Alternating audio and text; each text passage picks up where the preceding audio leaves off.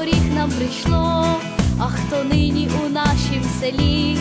Люди добрі і нам дорогі, це село мені любе завжди, яблуневі сади і ліси.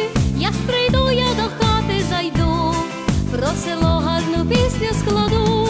Нашим людям у мирному домі подай, Господи, щедрої долі, дай нам жити за тисячу літ, возвелич український наш рід.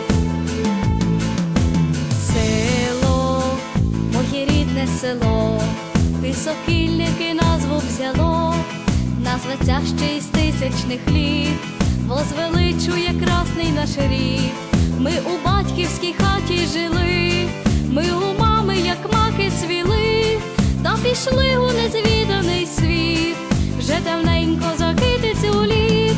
Нашим людям у мирному домі подай, Господи, щедрої долі, дай нам жити за тисячу літ, возвелич український наш рід.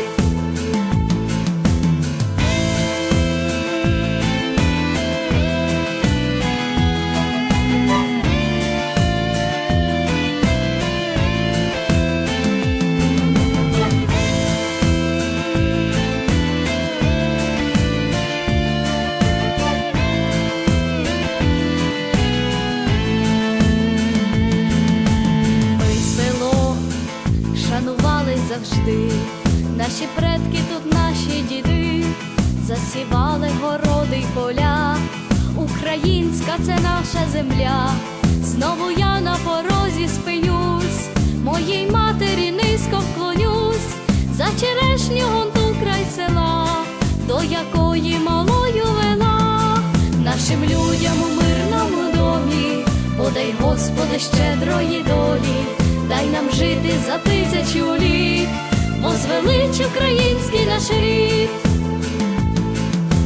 Село, моє рідне село, ти з буремних доріг нам прийшло.